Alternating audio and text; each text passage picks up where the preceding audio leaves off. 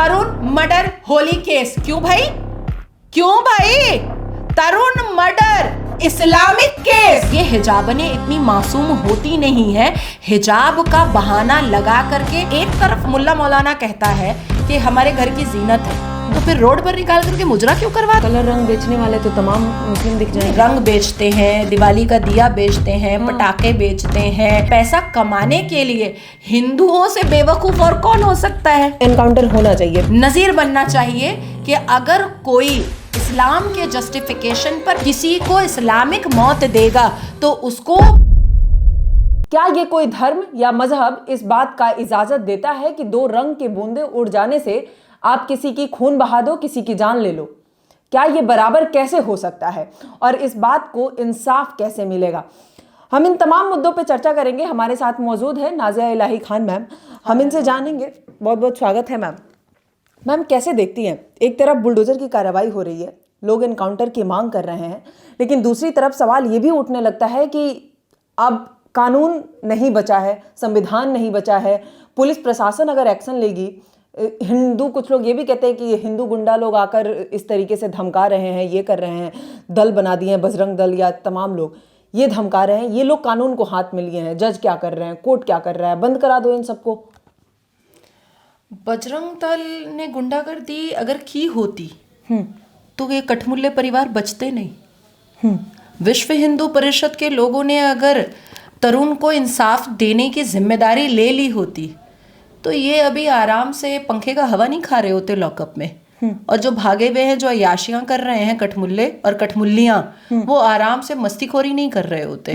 क्योंकि हमें कानून पर विश्वास है, क्योंकि हम संवैधानिक लोग हैं, क्योंकि हम संविधान के बैरिकेड को कभी नहीं तोड़ सकते हैं, इसीलिए खामोशी से इंसाफ का इंतजार किया जा रहा है। आप सोचिए कि जो मजहब वाले होली के रंग का दो छींटा नहीं बर्दाश्त कर सकते हैं, वो उनको लिब्रांडो हिंदू कहते हैं, भाईचारगी। अब देखिए, अभी रमजान चल रहा है, 10-11 दिन के बाद ईद होगी, उसके बाद बकरीद आएगा।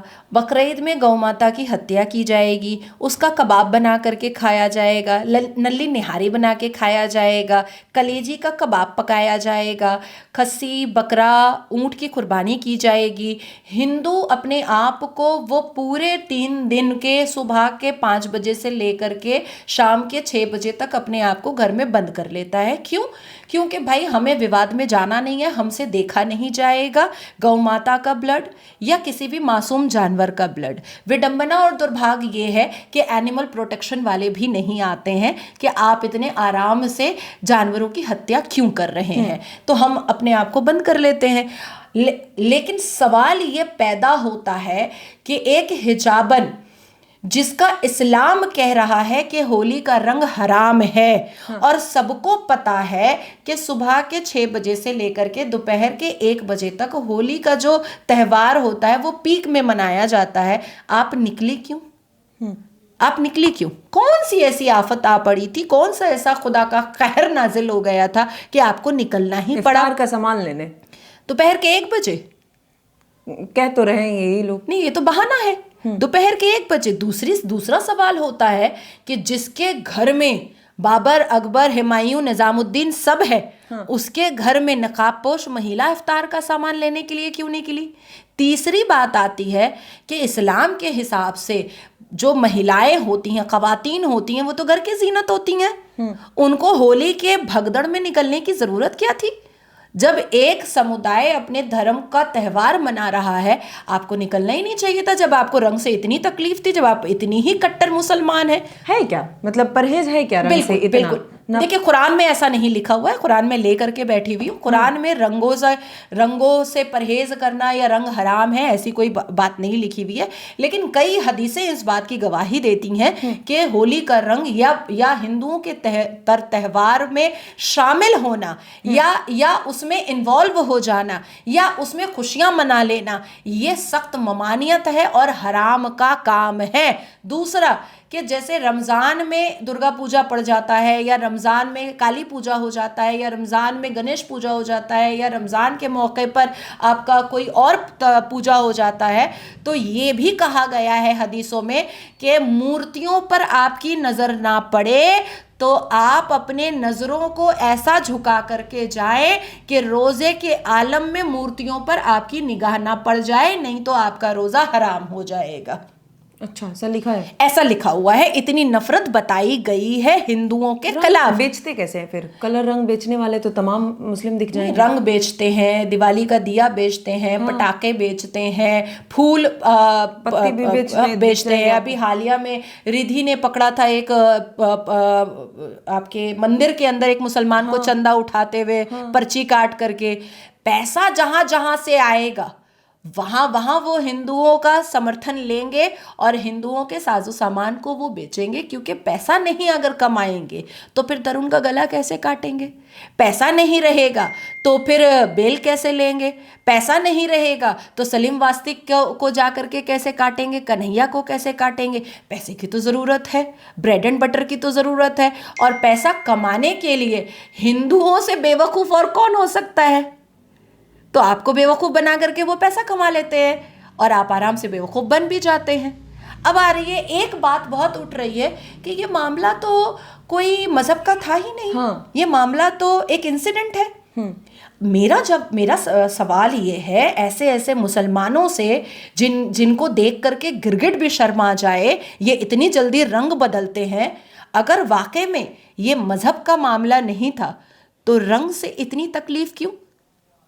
अगर कानून का की दुहाई अभी इतनी दी जा रही है हमारे एनकाउंटर डिमांड करने पर, या बजरंग दल के एनकाउंटर डिमांड करने पर, तो मैं पूछना चाहती हूं कि तुमने अगर संविधान पढ़ा है और हम गुंडागर्दी कर रहे हैं या बजरंग दल गुंडागर्दी कर रहा है तो तुम्हें थाना जाना चाहिए था।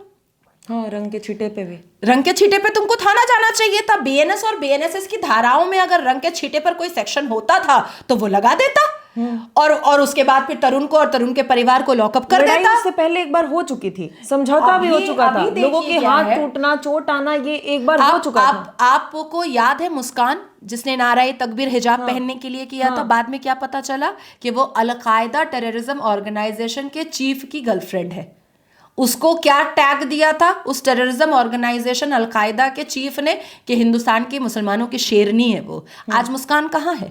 तो ये हिजाबनें इतनी मासूम होती नहीं है। हिजाब का बहाना लगा करके ये हिंदू मुस्लिम विवाद करती हैं, हिजाब का बहाना लगा करके हिंदुओं को टारगेट करती हैं, हिजाब का बहाना लगा करके ये रेडिकल इस्लाम का परचम लहराती हैं, हिजाब का बहाना लगा करके ये तरुण जैसे लोगों की हत्या करती हैं, हिजाब का बहाना लगा करके ये मासूम बनकर के अपना इस्लाम का झंडा और टेररिस्ट और आतंकवाद का झंडा ये उछालती हैं। आप सोचिए, क्योंकि वो हिजाबन थी इसलिए मृत्यु इस्लामिक दंड तरुण को देने के बाद भी उस सायरा बोल करके हिजाबन को जिसने इतना सारा विवाद किया उससे पूछताछ अब तक नहीं स्टार्ट हुई। 3 महिलाएं गिरफ्तार हुई हैं अभी अभी। क्यों? अब क्यों हुई? मेरा ये कहना है कि अब क्यों हुई।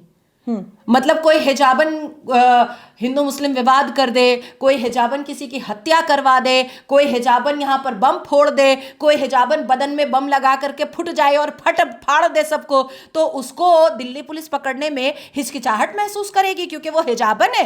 और दिल्ली पुलिस का ये दोहरा चरित्र हमने पहले भी मुस्कान वाले मामले में देखा हुआ है। वो जब देश के सर्वोच्च न्यायालय आई थी और उसके समर्थन में सारी हिजाबनें उतरी थी तो क्या दिल्ली पुलिस की जिम्मेदारी नहीं थी कि उसको अरेस्ट किया जाए? मैंने 2015 से 2017 इंस्टेंट ट्रिपल तलाक के मामले में देखा है कि किस तरीके से हिजाबनें हम लोगों को टारगेट करती थी देश की सर्वोच्च न्यायालय के बाहर भी और भीतर भी, लेकिन दिल्ली पुलिस उन लोगों को सराह करके छोड़ देती थी, इग्नोर कर देती थी। आखिर ये कौन सी मोहब्बत है हिजाबनों से? कल को कोई बड़ा हादसा होगा तो दिल्ली पुलिस इसकी जिम्मेदारी लेगी क्या? देखिए, बहुत सारे मीडिया वाले क्या कर रहे हैं, तरुण मर्डर होली केस। क्यों भाई? तरुण मर्डर इस्लामिक केस ये होना चाहिए हेडलाइन, और ये मामला इस्लामिक था। एक मुसलमान हिजाबन लड़की ने एक छींटा रंग का ये कहा कि वो हराम है हमारे लिए, और ऊपर से रमजान है और मैं रोजे में हूं, तो ये हराम रंग मेरे ऊपर कैसे गिराई? तो अब तुमको इस्लामिक पनिशमेंट मिलेगा। तो ये मामला कैसे हो गया नॉर्मल? ये मामला तो इस्लामिक हुआ। विडंबना है हमारी। और हमारा दुर्भाग्य है कि आज भी हमें संवैधानिक और कानूनी भारत देश में शरिया को देखना पड़ रहा है और इस्लामिक पनिशमेंट हमारे हिंदू भाई और एक्स मुस्लिम को देखना पड़ रहा है। लेकिन कहा यह जाता है कि सरकारें हिंदू मुसलमान करवा रही है। 2014 के बाद देश में ज़्यादा हिंदू मुसलमान होने लगा है, इस तरीके की बात कही जाती है। 2014 में हुआ था पाकिस्तान का बंटवारा? बिल्कुल नहीं। 2014-15 में बना था बांग्लादेश? बिल्कुल नहीं। तो फिर 2016 में अफगानिस्तान बन गया होगा? बिल्कुल नहीं। वो 93 बॉम्ब ब्लास्ट, ओ नहीं, वो तो 2026 में हुआ है, जनवरी में ना, 93 बॉम्ब ब्लास्ट। 1989 से 1991 तक जो कश्मीरी पंडितों का नरसंहार हुआ था, ओ अच्छा, वो तो मोदी जी के आने के बाद हुआ था। फिर ये क्यों कहा जाता है कि अभी ज़्यादा हिंदू मुसलमान नहीं, मोपला मालाबार, कर्नाटका का PFI वाला संगठन, ये सब कुछ, यासीन मलिक, याकूब मेमन, ये सब कुछ तो मोदी जी आने के बाद हुआ था, क्योंकि 2014 में ही तो भारत बना है, इसलिए सब कुछ अभी ही हो रहा है। जितना हिंदू मुस्लिम विवाद कांग्रेस की सरकार में हुआ है, और यह कांग्रेस का ही बीज बोया हुआ है। कांग्रेस ने अगर मुसलमानों को इतना खुला छूट नहीं दिया होता, कांग्रेस ने अगर इतने मदरसे, इतने मदारस, इतने मजलिसें, इतने इमामबाड़े और इतनी मस्जिदें ना बनाई होती, तो आज इतने रेडिकल मुसलमान, इतने आतंकी मुसलमान इस देश में नहीं होते। मुसलमानों को पता होता कि हमें अगर भारत में रहना है तो संवैधानिक रहना पड़ेगा। कल जो हुआ, बुलडोजर चला, लोगों की मांग थी, लगता है कि ये काफ़ी है, इससे इंसाफ मिला तरुण को? देखिए, ये तो लॉलीपॉप है, चूरन चटाया गया है। दिल्ली की सरकार ने चूरन चटा दिया है। और अवैध जो उसका बैरिकेड था, वो अभी क्यों दिखाई दिया दिल्ली की सरकार को? पहले क्यों नहीं दिखाई दे रहा था? जब वो निजामुद्दीन के घर वाले और वहाँ की खवातीनें जब हिंदुओं से लड़ करके ये कहती थी कि तुम लोगों को यहाँ से निकाल देंगे, तुम हिंदुओं को यहाँ से उखाड़ के फेंक देंगे, हमारे इतने प्लॉट हैं, एक प्लॉट बिक भी जाएगा तो भी हमें कोई आपत्ति नहीं है, पर तुम हिंदुओं को इस गली से उखाड़ देंगे हम लोग। और जब वो प्लॉट बन रहा था मुसलमानों का, उम्माह वालों का, तो दिल्ली नगर निगम की आंखों में मिर्ची चली गई थी क्या? आज क्यों तोड़ी आप? आपको पहले तोड़ना चाहिए था।